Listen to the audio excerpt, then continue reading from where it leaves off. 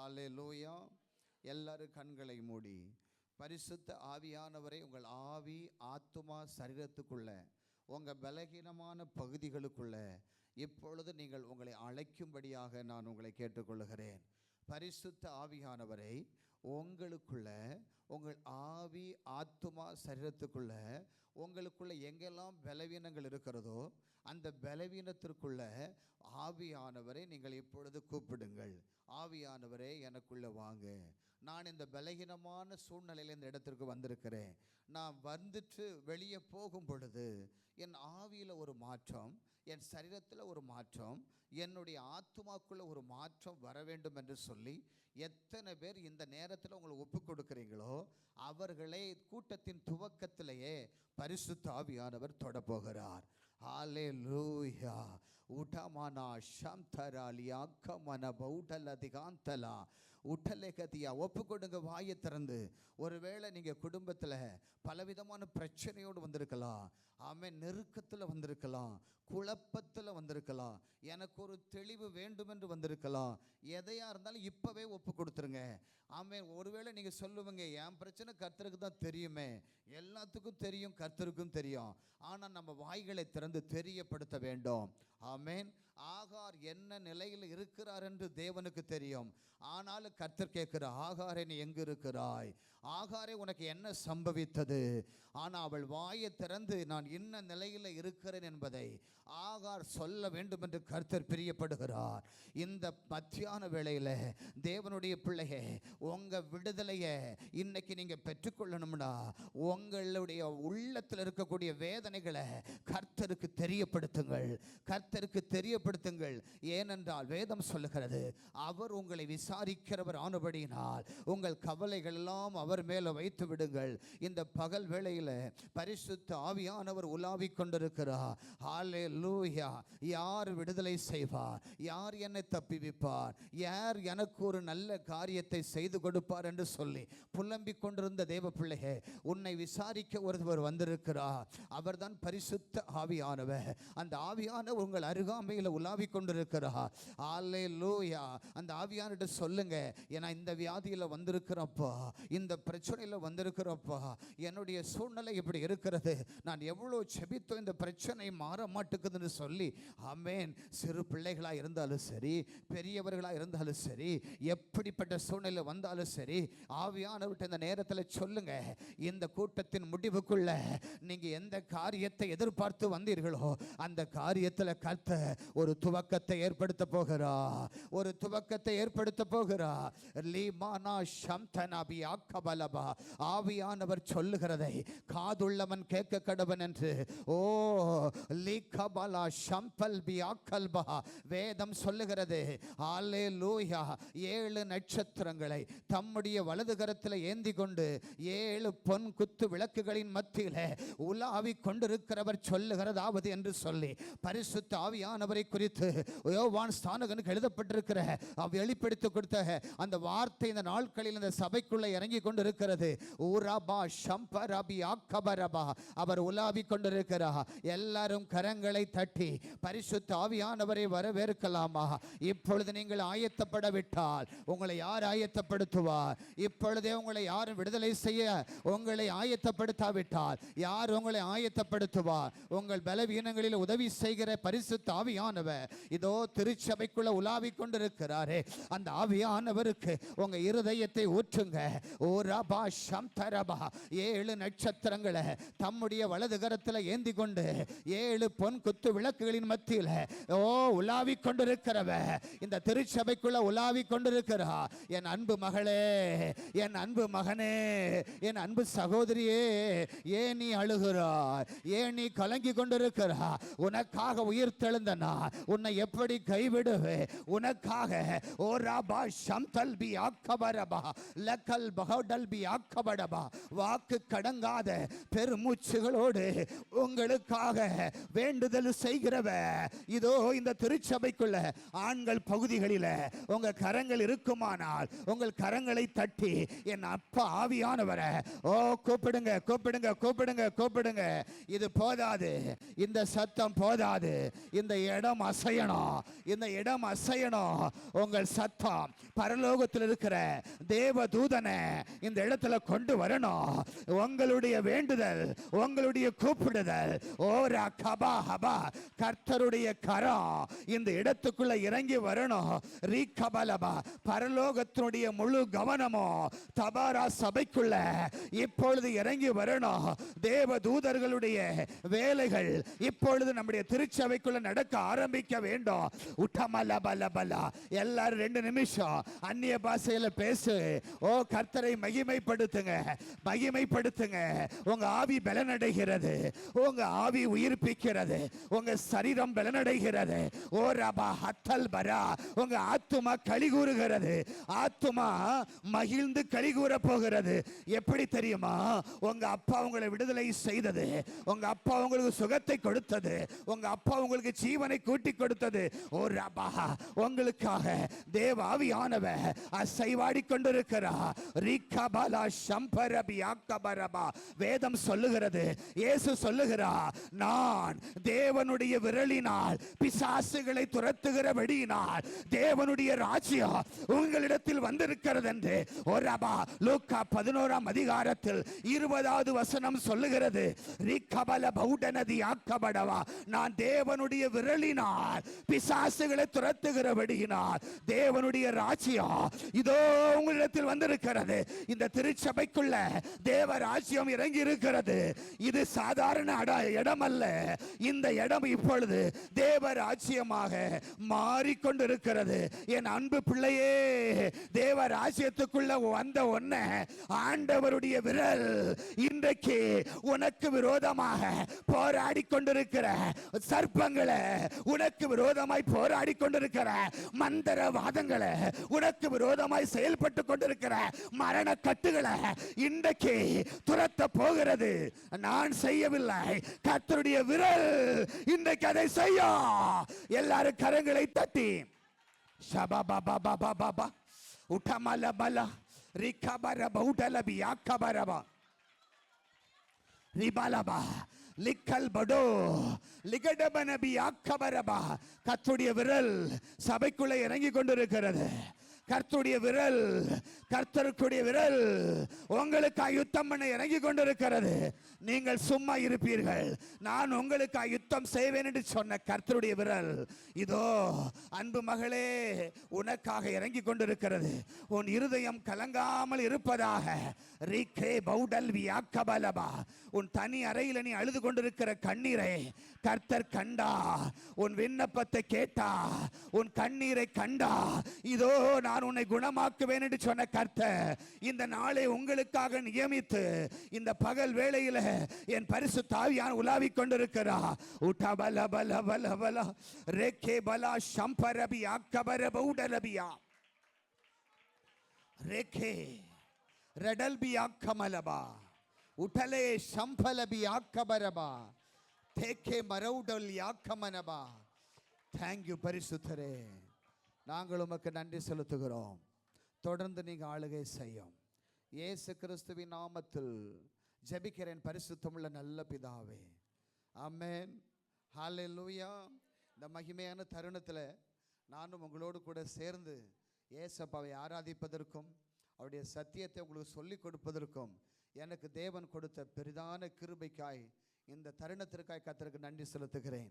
ஹல்லேலூயா, ஆமென். சனிக்கிழமைனாலே திருப்பூர்லையும் யாரும் வரமாட்டாங்க, சென்னையிலையும் யாரும் வரமாட்டாங்க அப்படிங்கிற ஒரு பேர் இருந்துச்சு. அந்த பேரை நம்ம மாற்ற போகிறோம். ஹல்லேலூயா. கர்த்தர் வருகிற நாள், கர்த்தர் நியமித்த நாளில் ஜனங்கள், அந்த நாளுக்கான ஜனங்கள் ஆண்டவர் யாரை நியமித்தாரோ அவர்களை எந்த சூழ்நிலையில் இருந்தாலும் கர்த்தர் கொண்டு வந்து சேர்ப்பார். அப்படி சேர்த்த கூட்டம் தான் நீங்களும் நானும். ஹல்லேலூயா. நிச்சயமாகவே பக்கத்தில் கையப்படி சொல்லுங்க, ஆமென். சோர்ந்து போகாதீங்க, எல்லாம் மாறிடும், எல்லாமே மாறிடும், கர்த்தர் செய்வார். ஆமென், ஆமென். லூக்காக்கு எழுதின சுவிசேஷம் அந்த வசனத்தை திரும்ப வாசிங்க. 11:20. நானே ஆமென். 11:20. நான் தேவனுடைய விரலினாலே பிசாசுகளை துரத்துகிறபடியினால் தேவனுடைய ராஜ்யம் உங்களிடத்தில் வந்திருக்கிறதே என கேட்கிற என் அன்பு தேவ பிள்ளைகளே, இந்த நாட்களிலே ஆண்டவராய் இயேசு கிறிஸ்து இந்த பூமியில ஊழியம் செய்யும் பொழுது அவர் வார்த்தையினால விடுதலை செய்தார். கரத்தை நீட்டும் பொழுது அற்புதம் நடந்தது. அவர் போகிற இடத்துல எல்லாம் நிழல் பட்ட உடனே அற்புதங்கள் நடந்தது. இப்படி நிறைய அற்புதங்களை ஏசப்பா செய்தார். அதுல ஒரு அற்புதம் தான் இந்த அற்புதம், அவருடைய விரல் செய்த அற்புதம். அப்போ இயேசு கிறிஸ்து என்ன சொல்லுகிறார்? நான் தேவனுடைய விரலினால் பிசாசுகளை துரத்துகிறபடியினால். இந்த பிசாசை நம்ம பெருசா நினைச்சிட்டு இருக்கிறோம். ஆனா அந்த பிசாசை துரத்துறதுக்கு தேவனுடைய விரல் மட்டுமே இருந்தால் போதும். இப்போ இந்த விரல் அற்புதங்களை இந்த நாளிலே செய்து கொண்டிருக்கிறது. கர்த்தருடைய கரம் வேறு, கர்த்தருடைய விரல் வேறு. கர்த்தருடைய கரம் ஊழியம் செய்ததை, கர்த்தருடைய கரத்தை குறித்து நிறைய சத்தியங்களை நீங்கள் கேட்டிருக்கலாம். ஆனால் அந்த கர்த்தருடைய விரல் எப்படிப்பட்ட காரியங்களை இந்த பூமியில் செய்தது, அந்த விரலுக்குள்ள இருக்கக்கூடிய அற்புதங்கள் என்ன, அந்த விரலை கர்த்தர் ஏன் பயன்படுத்தினார், அந்த விரல்கள் நம்மோடு கூட இணைந்தால் என்ன நடக்கும், அந்த விரல் ஒரு ஊழியருக்குள்ள இருந்தால் அந்த ஊழியருக்குள்ள என்ன நடக்கும், அந்த ஊழியர் மூலம் ஜனங்களுக்கு என்ன நடக்கும், அந்த ஊழியர் மூலம் பிசாசுகளுக்கு என்ன நடக்கும் என்பதுதான் நம்ம நாளிலே அறிந்து கொள்ள போகிறோம். ஆமென். நல்ல கவனிக்கணும். நான் தேவனுடைய விரலினாலே பிசாசுகளை துரத்துகிறேன். இப்போ இந்த இடத்துல சொல்லப்பட்டிருக்கிற இந்த விரல், ஆமென், நம்மோடு கூட இருந்தால் நாமளும் என்ன செய்யலாம்? பிசாசுகளை துரத்தலாம். இந்த தேவனுடைய விரல் நமக்குள், நம்முடைய விரலோடு இணைந்தால், ஆமென், நம்ம செய்கிற ஊழியங்கள் தேவ ராஜ்யத்துடைய ஊழியமாக மாற்றப்படுகிறது. எல்லா ஊழியங்களும் தேவன் விரும்புகிற ஊழியம் அல்ல. ஆனால் தேவன் விரும்புகிற ஊழியத்தில் தேவனுடைய கரம் இருக்கும். அந்த கரம் எந்த ஊழியரோடு இருக்கிறதோ அங்கே மகத்தான காரியங்கள் நடக்கும். அப்போ அந்த தேவனுடைய கரம் யாரோடு இணையும்? எப்படிப்பட்ட நபரோடு இணையும்? அப்படி என்றால், எந்த மனுஷன் தேவனுக்காக எழும்ப நினைக்கிறானோ, எந்த மனுஷன், ஆமென், ஆத்தும பாரம் உள்ளவர்களாக இருக்கிறானோ, எந்த தேவ மனுஷன் ஜனங்களை விடுவிக்க விரும்புகிறாரோ, எந்த தேவ பிள்ளை பிசாசின் பிடியிலிருந்து ஜனங்களை விடுவிக்க விரும்புகிறார்களோ, அந்த மனுஷனுக்குள்ள, அந்த தேவ பிள்ளைக்குள்ளிருந்து கர்த்தருடைய கரம் அற்புதங்களை செய்யும். அவருடைய விரல் பிசாசுகளை துரத்தும். ஆமென். இந்த நாளிலும் கூட இன்னொரு வசனத்தை வாசிக்கலாம். மார்க் எழுதின சுவிசேஷம் 7ஆம் அதிகாரம் அதனுடைய 33வது வசனத்தை ஒருவர் வாசிக்க. 32, 33. மார்க் 7 அதனுடைய 32, 33.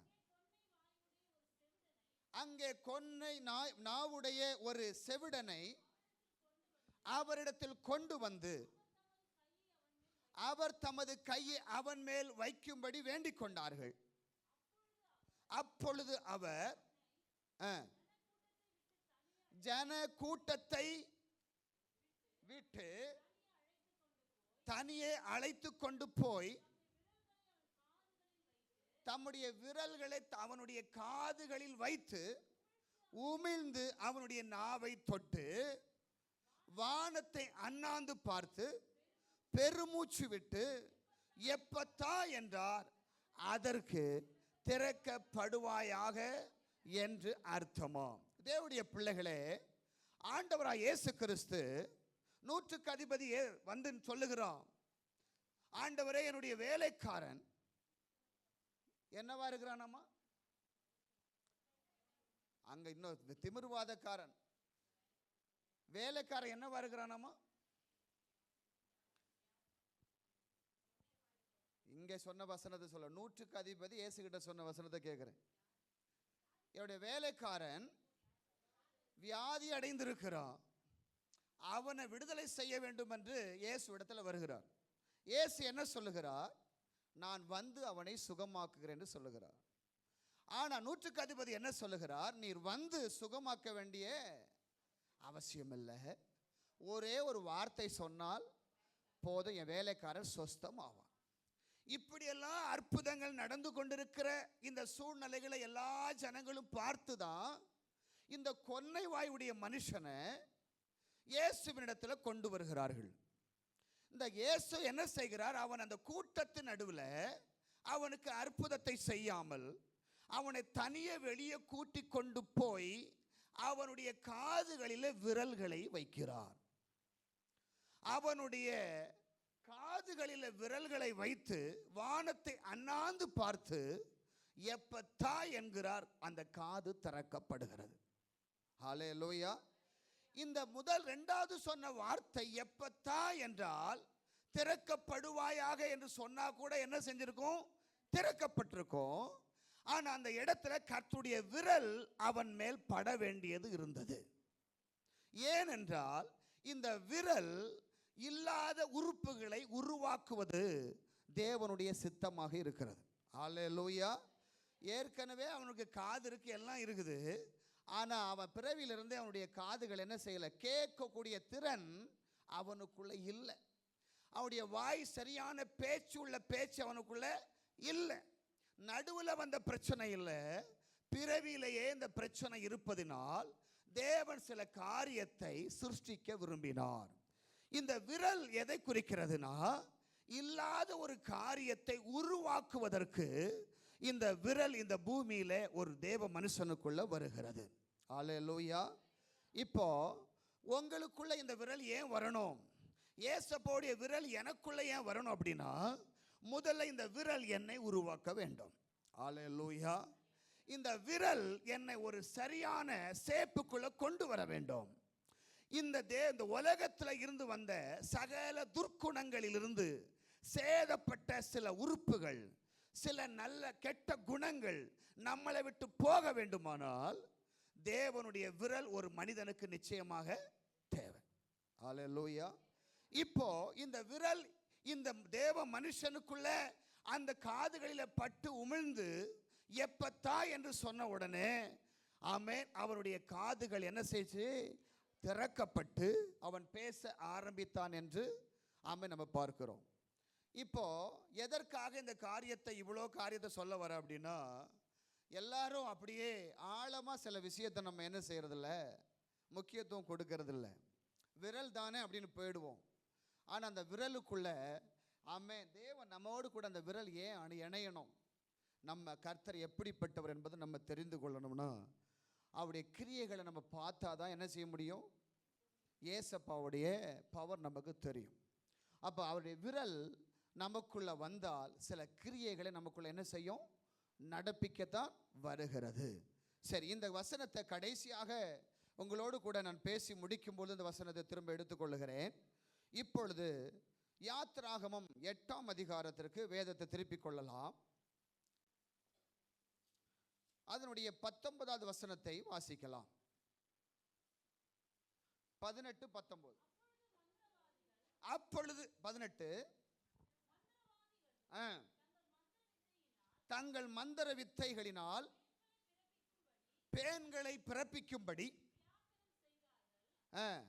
பிரயத்தனம் செய்தார்கள். செய்தும் அவர்களால் கூடாமற் போயிற்று. பேன்கள் மனிதர்கள் மேலும் மிருக ஜீவன்கள் மேலும் இருந்தன. அடுத்த வார்த்தை, அப்பொழுது மந்திரவாதிகள் பார்வோனை நோக்கி இது தேவனுடைய விரல் என்றார்கள். ஆனாலும் கர்த்தர் சொல்லி இருந்தபடி பார்வோனுடைய இருதயம் கடினப்பட்டது, அவர்களுக்கு செவி கொடாமற் போனான். தேவனுடைய பிள்ளைகளே, இப்போ மோசேயினுடைய வாழ்க்கையில் நடந்த காரியம் நமக்கு முன்னாடி தெரியும். ஆனால் மோசே ஆண்டவர் இஸ்ரவேல் ஜனங்களை மீட்பதற்காக தெரிந்து கொண்டு அனுப்புகிறார். இந்த மோசையை அனுப்பும் பொழுது மோசே ஆரம்பத்தில் என்ன சொல்லுகிறார்? நான் போக மாட்டேன், எனக்கு சரியா பேச்சு வராது, ஆமென், இப்படி நிறைய காரியங்களை சொல்லி சொல்லி என்ன செய்கிறார்? ஆண்டவரோடு அதை தடை செய்வதை நம்ம பார்க்கலாம். இப்போ இன்னொரு காரியம் சொல்றார், ஆண்டவரே, இந்த பார்வோனிடத்துல நான் சாதாரண மோசையாக போனால் அவன் என்னை நம்ப மாட்டான், அவனை என்னை ஏற்றுக்கொள்ள மாட்டான் என்று சொல்லுகிறான். அப்போ ஆண்டவர் என்ன சொல்ல, உன் கையில் இருப்பது என்ன? கோல். இந்த கோலை நான் எப்பெல்லாம் சொல்லணும் அப்போ என்ன செய்யணும், இதை பயன்படுத்து. இப்போ ஆரம்பத்தில் இந்த மோசையை அனுப்பினது கர்த்தர் என்று பார்வோனிடத்தில் சொல்லும் பொழுது பார்வோன் சொல்லுகிறாய், உங்க தேவன் எனக்கு தெரியாதுன்னு சொல்றான். என்ன சொல்றா? உங்க தேவனை பத்தி எல்லாம் எனக்கு தெரியாது. இப்போ மோசைக்குள்ள இருந்த விஷயம் என்ன, எனக்கு சரியா பேச்சு வராது. இப்ப ரெண்டு பக்கத்திலையும் மாற்றங்கள் தேவைப்படுகிறது. நல்ல கவனிக்கணும், ரெண்டு பக்கமே மாற்றங்கள் தேவைப்படுது. இப்ப பார்வோனுக்கும் இந்த ஜனங்களை ஆராதிப்பதற்கு இவர்கள் சொல்லுகிறார்களே, இந்த தெய்வத்தை குறித்து தெரிஞ்சிருந்தாலும் எனக்கு தெரியாதுங்கிறான். ரெண்டாவது, மோசே என்ன செய்கிறான், அவருக்குள்ளேயும் ஒரு பயங்கரமான பயம், ஒரு நடுக்கம், ஒரு தயக்கம். இது எல்லாமே யாருக்குள்ள இருக்கிறது? மோசைக்குள்ள இருக்குது. இப்போ ஒன்று, பார்வோனை முறியடிக்கிறதுக்கு கர்த்தருக்கு லேசான காரியம். பார்வோனை முறியடிக்கிறது ஒரு பெரிய விஷயமே இல்லை. கர்த்தருக்கு விரோதமாக பல தடவை என்ன செய்கிறான், தன் இருதயத்தை ஆண்டவர் தான் கடினப்படுத்தினாலும் அதற்கு அவன் இடம் கொடுத்து துணிச்சலாக மீண்டும் மீண்டும் என்ன செய்கிறான், அதெல்லாம் அனுப்ப முடியாது, அதெல்லாம் அனுப்ப முடியாது என்று சொல்லி பார்வோன் அந்த இடத்துல தன்னை கடினப்படுத்துவதை நம்ம பார்க்கலாம். இப்போ மோசே கிட்ட என்ன சொல்றாரு, நீ போ இன்னைக்கு, ஆமென், பார்வோன் ஜனங்களை அனுப்புவதற்கு அவன் உத்தரவு கொடுப்பான்னு சொல்றார். இப்போ இவன் என்ன செய்கிறார், மோசே ஆரோன் என்ன செய்றாங்க, போறாங்க. அவன் என்ன செய்கிறாரு, அதெல்லாம் அனுப்ப முடியாதுன்னு சொல்றாரு. முதல்ல ஏசப்பா இந்த மோசையோடு கூட இருக்கிறார் என்பதை நிரூபிக்க வேண்டிய ஒரு கட்டாயம் அந்த இடத்துல தெய்வத்திற்கு தேவைப்படுகிறது. இப்போ இந்த அளவுக்கு மோசையோடு கூட இருக்கிற தெய்வம் எப்படியெல்லாம் அற்புதங்களை செய்வாரோ, இதே அற்புதத்தை இந்த பார்வோனுடைய மந்திரவாதிகளும் செய்கிறதுனால அங்க ஒரு பயங்கரமான சவால் ஏற்பட்டு கொண்டு இருக்கிறது. இவங்க என்ன செய்யறாங்க, கோலை கீழே போட சொல்றாங்க, சர்ப்பமாகிறது. அவர்களும் சர்ப்பத்தை அதே மாதிரி என்ன செய்யறாங்க, அந்த சர்ப்பங்களை எல்லாம் ஆரோனுடைய கோல் விழுங்கிருச்சு. அதுக்கு பிறகு தண்ணீரை எல்லாம் என்ன செய்யறாங்க, ரத்தமாக்குறாங்க. அதையும் அவங்க என்ன செய்யறாங்க, ஒண்ணுமே புரியல. மோசே என்ன நினைச்சிருப்பாரு, என்னப்பா போன உடனே ஆண்டவர் கையில கோலை கொடுத்தாரு, நீ என்ன சொல்றியோ அது அங்க நடக்கும். இதை பார்த்து பார்வோன் என்ன செய்வான், பயந்து ஜனங்களை அனுப்பிடுவான்னு சொல்றாரு. அங்க போன நான் என்ன செஞ்சாலும் அவனு என்ன செய்யறான், அப்படியே செய்யறான். இப்போ இந்த மோசைக்குள்ள ஒரே குழப்பம். ஆனாலும் இவரால் என்ன செய்ய முடியல, பார்வோனையும் பகைச்சிக்கிட முடியல, ஆண்டவரையும் பகைச்சிக்கிட முடியல. இப்போ இந்த ரெண்டு இடத்துல நடக்கக்கூடிய காரியத்தை நம்ம பார்க்கும் பொழுது அதுக்கு பிறகு என்னது, பார்வோன்கிட்ட சொல்றாரு மோசே, ஆண்டவர் சொன்னது அப்படியே சொல்றாரு, நீ நாளைக்கு ஜனங்களை என் கூட அனுப்பலனா தேசம் முழுவதும் தவளைகளை என்ன செய்வேன் நான். அவனும் என்ன செஞ்சான், நீ தான் தவளையை வர வைப்பியா, நானும் தான் வர வைப்பேன் என்ன சொல்றான், தவளையை வர வச்சுட்டான். இன்னும் குழப்பம் யாருக்கு, மோசைக்கு. என்னடா இப்படி நடந்துகிட்டே இருக்குது. இப்ப பாத்தீங்கன்னா இவர் என்ன செஞ்சாலும் அவனும் செய்யறான். இப்ப இதுக்கு ஒரு முற்றுப்புள்ளிப்போ இந்த கோலுக்கும் இந்த மோசைக்குள்ள இருக்கிற விசுவாசத்துக்கும் இருக்கிற எல்லை வரைக்கும் அற்புதங்கள் நடந்து கொண்டே இருக்கிறது. இதை தாண்டி ஒரு சக்தி யாருக்கு தேவைப்படுகிறது, மோசைக்கு தேவைப்படுது. நல்ல கவனிக்கணும். இப்ப இந்த இடத்துல பாத்தீங்கன்னா பார்வோன் முடிஞ்ச அளவுக்கு அவங்க மந்திரவாதி கிட்ட சொல்லி சொல்லி அவங்களை நீ பயமுறுத்து, அவங்களும் இதை விட்டுட்டு ஓடணும்னு சொல்லி எல்லாத்தையும் திரும்ப ரிப்பீட்டா ஒன்று ஒன்றா செஞ்சுக்கிட்டே இருந்தான். நல்ல கவனிங்க. திரும்ப என்ன நடக்குது, ஆமென், நாளைக்கு நீ ஜனங்களை அனுப்ப விடாவிட்டால் தேசம் முழுவதும் பேன்களை என்ன செய்வேன், வர வைப்பேங்கிறார். இந்த பேன்களை வர வச்ச உடனே இந்த மந்திரவாதிகள் எல்லாம் என்ன செய்யறாங்க, சேர்ந்து அதே மாதிரி புழுதியில அடிக்கிறாங்க. ஆனா அவர்களால் என்ன செய்ய முடியல, செய்ய முடியாம போயிட்டு. நல்லா கவனிக்கணும். இப்ப செய்ய முடியாமல் போயிட்டே அப்படின்னா என்ன என்ன நடந்துச்சு? நம்ம செஞ்ச மந்திரம் தப்பா, இல்ல நமக்குள்ள இருக்கிற பவர் சரியா செயல்படலையான்னு யோசிக்கிறதுக்குள்ள மோசையுடைய கையோடு கூட தேவனுடைய விரல் இருப்பதை யார் பார்த்தா? மந்திரவாதிகள் பார்த்தார்கள். இந்த மந்திரவாதிகள் எப்போ தேவனுடைய விரலை பார்த்தாங்களோ அப்பவே முடிவு பண்ணிட்டாங்க, இனி நம்மளால ஒன்றும் செய்ய முடியாது. தேவ பிள்ளையே, இன்னைக்கு உங்களுக்கு நிறைய போராட்டங்கள் வரலாம். நீங்களும் நிறைய ஊழியங்களுக்கு போயிருக்கலாம், நிறைய ஜெபம் பண்ணியிருக்கலாம், உபவாசித்திருக்கலாம். ஆனால் மீண்டும் மீண்டும் உங்களுக்கு ஒரு அழுத்தம், மீண்டும் மீண்டும் ஒரு பிரச்சனை உங்களை தாண்டி உங்களுக்கு மேலே பிரச்சனை வருது. உங்க ஜெபத்தை தாண்டி பிரச்சனை வருது, உங்க உபவாசத்தை தாண்டி பிரச்சனை வருது, மற்றவங்க எல்லாரும் கூடி கூடி ஜெபித்தும் பிரச்சனை தாண்டி வருது. அப்படின்னா உங்களுக்குள்ள இருக்கிற விசுவாசமும் உங்களுக்குள்ள இருக்கிற ஜெபத்தையும் தாண்டி அந்த மந்திரவாதி பவராக இருக்கிறான்.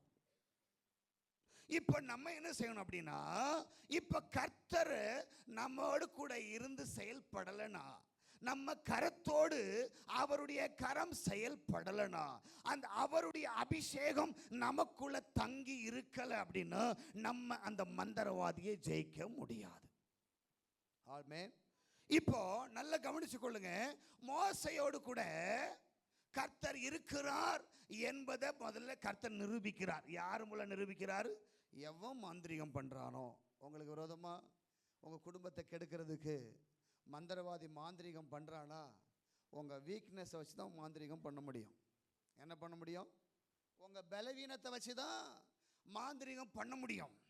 அப்போ இந்த பலவீனத்தை சரி பண்றதுக்குள்ள பிசாசு நம்மளை என்ன செஞ்சிருவான்? சோழியம் முடிக்க ட்ரை பண்ணுவான். இப்போ இந்த பலவீனத்தை நம்ம சுய முயற்சினால ஜெயிக்க முடியாததுனால இந்த கர்த்தருடைய கரம் நம்மோடு இணைவதற்கு நம்ம என்ன செய்ய வேண்டும்? இந்த அபிஷேகத்தின் ஆழத்திற்குள்ள போவதற்கு என்ன செய்ய வேண்டும்? ஒரு ஸ்ட்ராங்கான அபிஷேகம் நமக்குள்ள இருந்தாதான் அவன் நம்மளை பார்த்து பயப்படுவான்.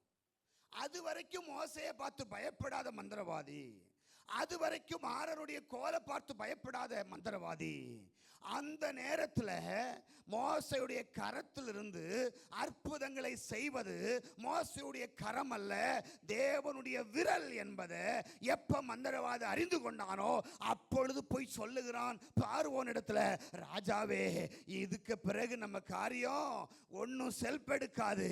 ஏன்னா மோசை தானா வரல, சிங்களா வரல, அவன் ஆராதிக்கிற தெய்வம் அவன் கரத்தோடு இணைந்திருக்கிறபடியினால நம்மளால இதுக்கு மேல அவர்கள் செய்யக்கூடிய அற்புதத்துக்கு ரிப்பீட்டா எதுவும் செய்ய முடியாது என்பதை ஆமென் மந்திரவாதிகள் செயல் இழந்து போனார்கள். இப்போ பார்வோனுடைய நம்பிக்கை முழுவதும் மந்திரவாதிகள் மேல இருந்துச்சு. ஆமென். இப்போ மோசேயுடைய நம்பிக்கை முழுவதும் அவனுக்கு கொடுத்த கோல் மேல இருந்துச்சு. ஆனா கோலை காட்டிலும் ஆமென் கர்த்தருடைய அற்புதத்தை செய்யக்கூடிய விரல் எப்ப மோசையோடு இணைஞ்சதோ அப்பம் அவர்களுடைய செயல்பாடு நின்று போயிடுச்சு. அதுக்கப்புறம் பார்வோன் விடல, ஒவ்வொரு என்ன செய்யறான்? அது கர்த்தர் அந்த இடத்துல பார்வோன் நல்லா கவனிச்சு கொள்ளணும். மோசை கிட்ட என்ன சொல்றாரு? போப்பா, அவன் அனுப்பிடுவான். அங்க என்ன சொல்றாரு? நீ அனுப்பாத. இப்ப அந்த ரெண்டு விஷயம் பயங்கரமான ட்விஸ்ட் அந்த இடத்துல நடந்துட்டு இருக்குது. ஏசப்பா சொல்றது யாருக்கு தெரியல? மோசைக்கு தெரியல. இங்க சொன்னது அவனுக்கு தெரியல, அவனுக்கு சொன்னது இவருக்கு தெரியல. ஆனா பயங்கரமான குழப்பம். இப்ப என்னத்துக்காக ஆண்டவர் இப்படி இதை செய்தார்? எத்தனை பேருக்கு தெரியும்? ஹல்லேலூயா. இந்த நான் அப்பவே சொன்னேன், பார்வோனை முறியடிப்பது கர்த்தருக்கு லேசான காரியம். ஆனா பார்வோனை முறியடிப்பது கர்த்தருக்கு காரியத்தை காட்டிலும் அவனுடைய செயல்பாடுகளை முடித்துவிட்டு ஜனங்களை விடுதலை செய்து கொண்டு வருவது லேசான காரியமா இருந்தாலும் இந்த விடுதலை ஆன பிறகு இந்த ஜனங்களை நடத்துவது தான் ரொம்ப கஷ்டம்.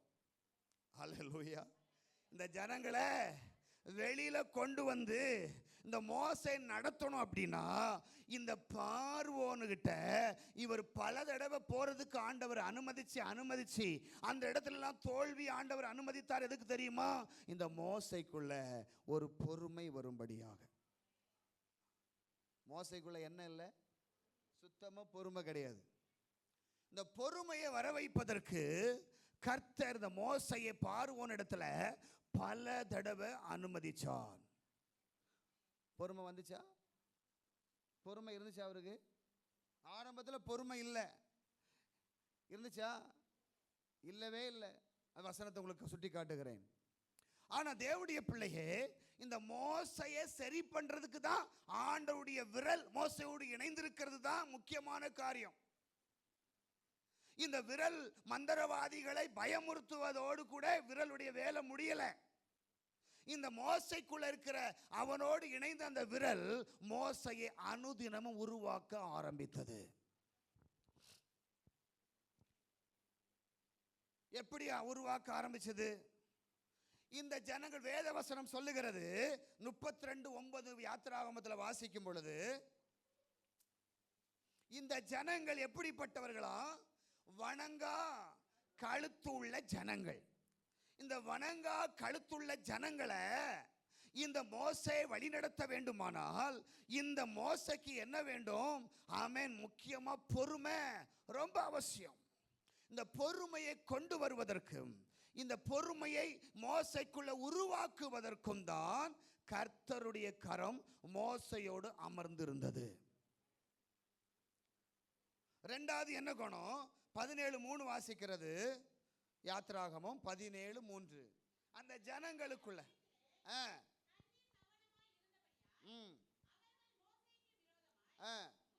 முறுமுறுத்து போதும். ரெண்டாவது என்ன குணம் இருந்துச்சு? முறுமுறுப்பு உள்ள குணம் யார்கிட்ட இருந்துச்சு? இஸ்ரவேல் ஜனங்கள்கிட்ட இருந்துச்சு. இப்போ இந்த ரெண்டு குணத்தையும் கர்த்தர் இந்த மோசைக்குள்ள சிருஷ்டிக்க வேண்டும். அல்லேலூயா. ஏன் சிருஷ்டிக்க வேண்டும்? யாத்திராகமம் 2ஆம் அதிகாரம் 11 வாசிங்க. யாத்திராகமம் 2.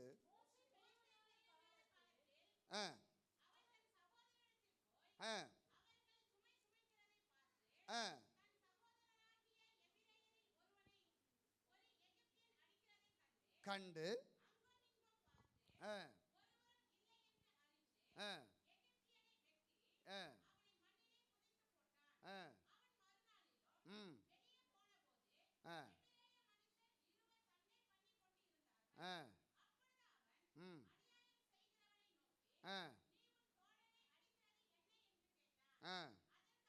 அதற்கு அவன்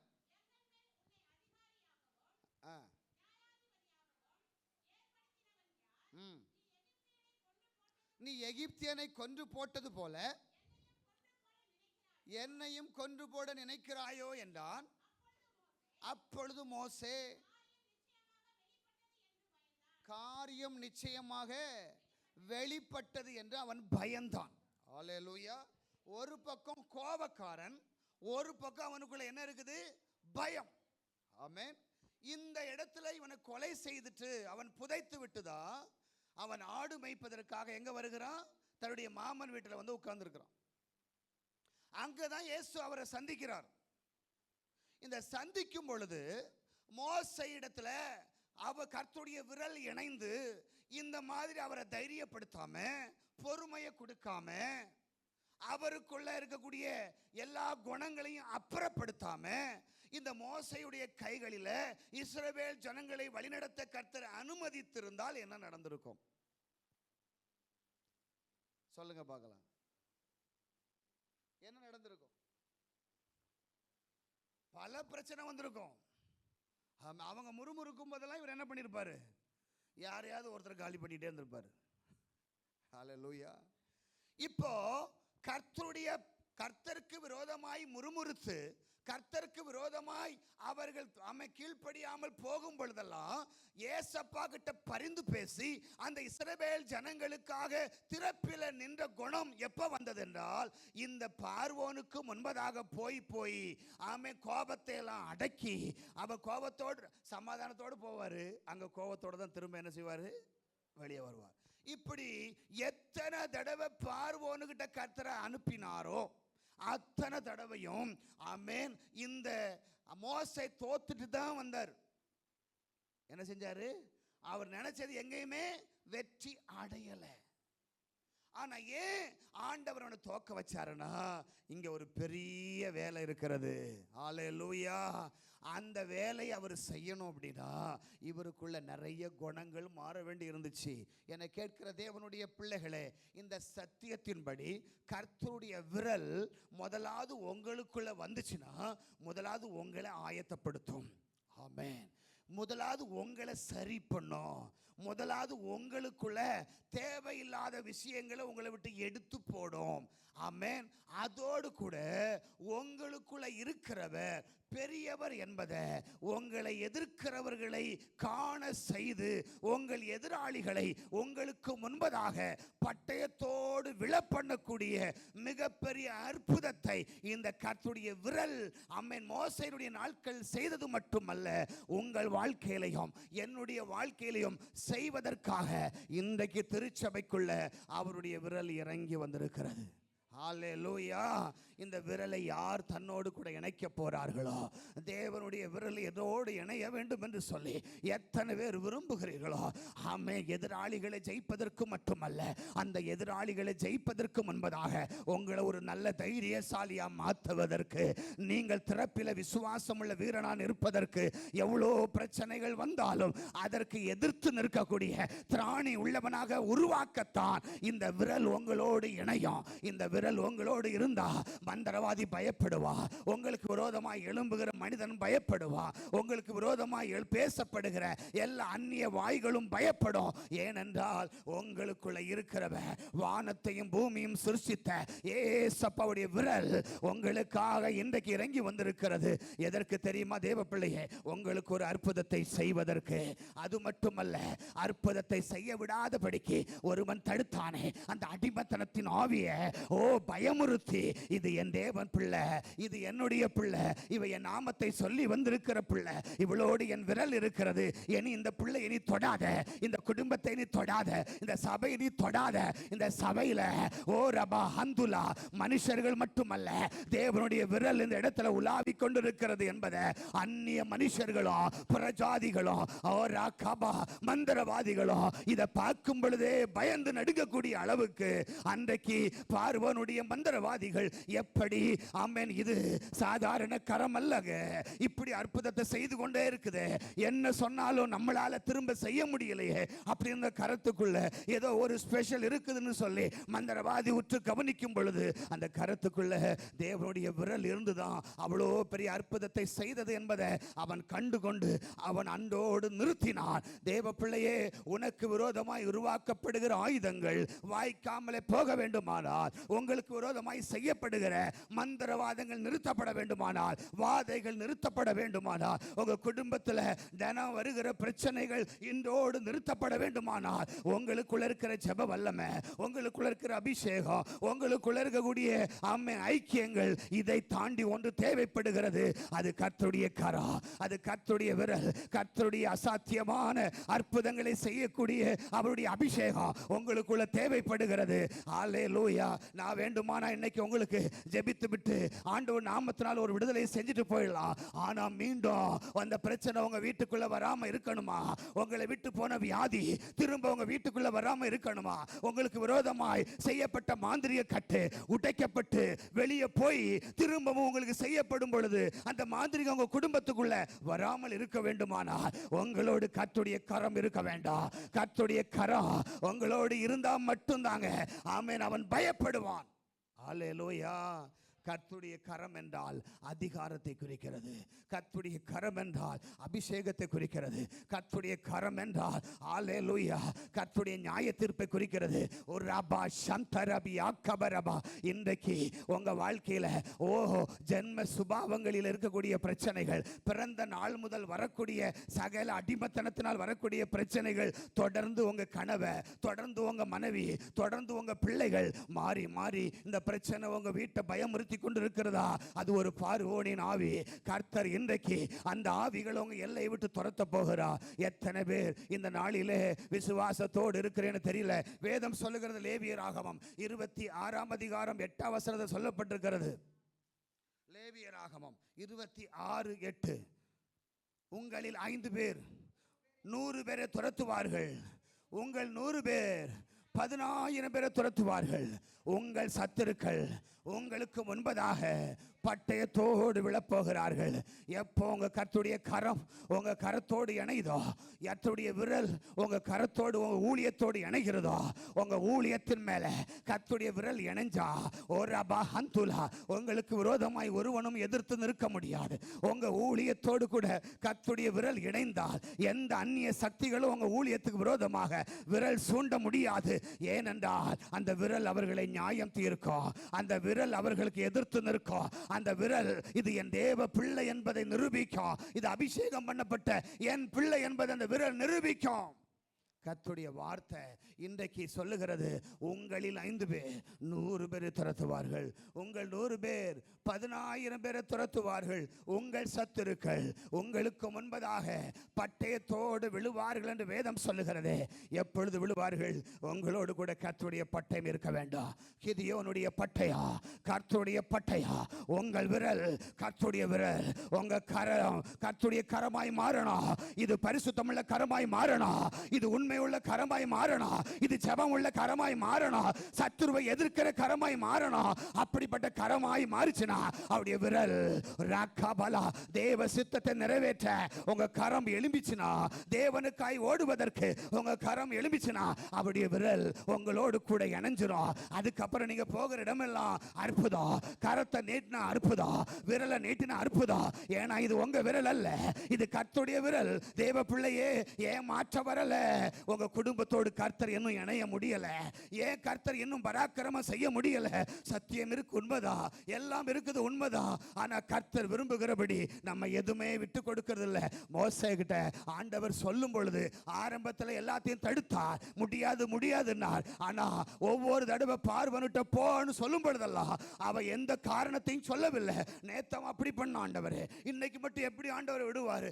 எதுவுமே கேள்வியே கேட்காம அவர் சொன்னதை மட்டும் போவாரு செய்வாரு, போவாரு செய்வாரு. போவார், தோத்தாலும் பரவாயில்ல, எம்டியா வந்தாலும் பரவாயில்ல, வெறுமையா வந்தாலும் பரவாயில்ல, கர்த்தர் சொல்றதை அப்படியே கேட்பேன்னு சொல்லி மோசே போனா. ஒரு காலகட்டம் வரைக்கும் கர்த்தர் பொறுமையா இருந்தார். ஏன் மோசே என்ன செய்யறான்னு பாக்குறாரு, உண்மையா இருக்கிறான்னு பாக்குறாரு, என்கிட்ட கரெக்டா இருக்கான்னு பாக்குறாரு. அதுக்கு பிறகுதான் அவருடைய விரல் பேன்கள் வந்ததுக்கு பிறகுதான் கர்த்தருடைய விரல் என்ன செஞ்சிச்சு? செயல்பட ஆரம்பிச்சது. ஹல்லேலூயா. தவளைகள் வரும் பொழுது ஆமே மந்திரவாதிக்கு தெரியல, இரத்தமாகும் பொழுது தெரியல.